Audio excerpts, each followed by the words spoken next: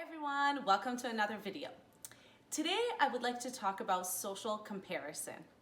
Another thing that makes us unhappy is social comparison. It's a big one actually that leads to unhappiness for many people. And you know, if you have teenage children, how much they compare themselves to others.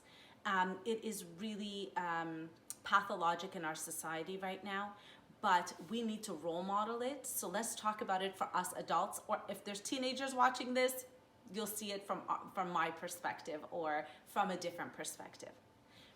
Social comparisons can sometimes actually be motivating. So let's get the good stuff out of the way. I mean, so usually people get the bad stuff out of the way. Let's get the good stuff out of the way. But what I mean to say is, social comparison is sometimes motivating. You see your friends doing something that got them ahead. You compare yourself to that. You see the ways you can do that, and you could get ahead. Wonderful. Unfortunately, most social comparisons end up having a negative consequence for our lives. Let's talk about how that happens.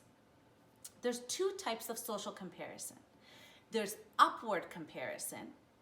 What is upward comparison? Oh, Jimmy got a raise. Now I feel my self-esteem goes down if I'm in his office and he's my coworker.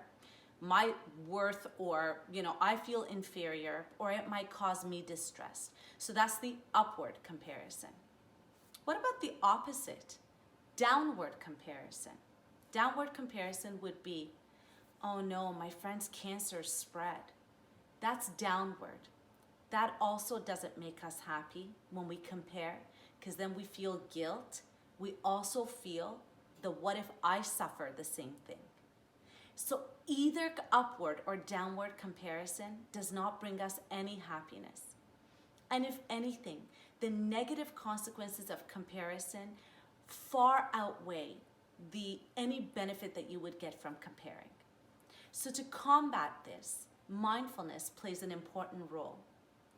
If you bring self-compassion to yourself in your life, then your achievements are your achievements, your successes are yours, and it does not matter what anybody else is doing. It really doesn't. So if you love and care for yourself, or love and care for those around you, then why do you need to compare yourself to others? You'll get the most benefit and happiness by not comparing yourself to those around you, either upward or downward. Now, a challenge is that if you're always comparing yourself to others, and that creates sort of that inferiority or that negativity in you, might actually hinder you from succeeding. Why?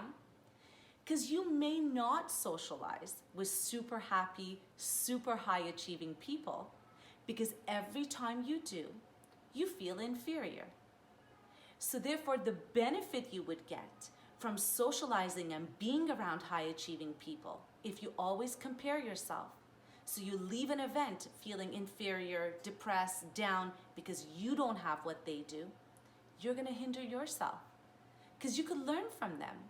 And if you look at comparison in a different light, then you can gain a lot by not comparing yourself and going to an event, learning from people, and then applying it in your own life.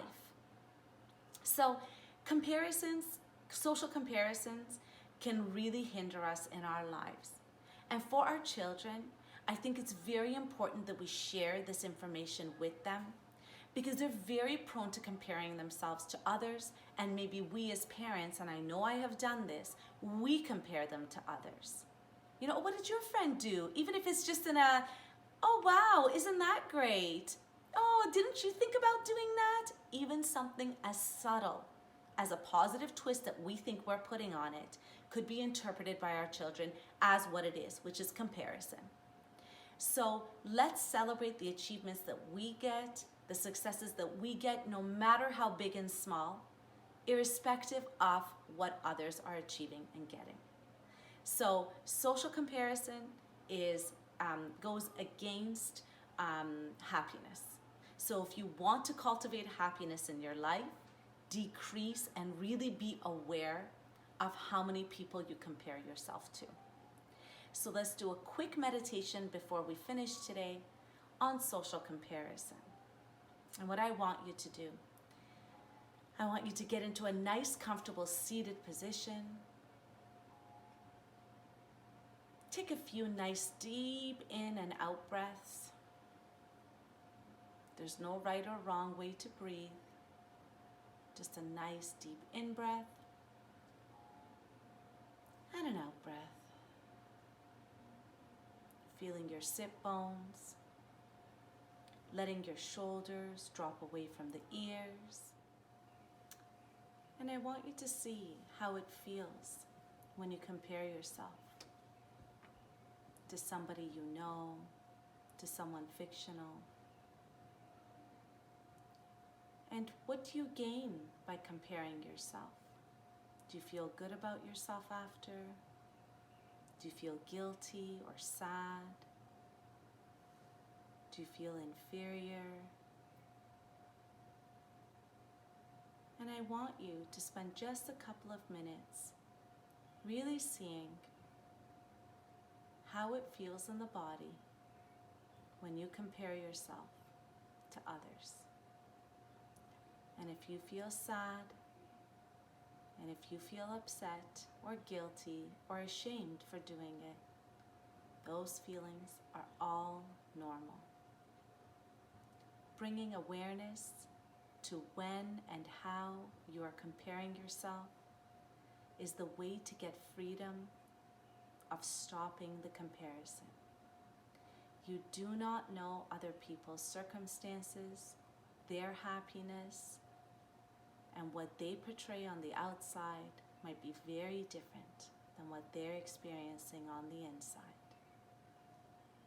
And so without knowing what other people experience, the best thing you can do is work your hardest at avoiding comparisons, because we know at the end of the day that will not bring us happiness. Thank you so much, and I'll see you tomorrow.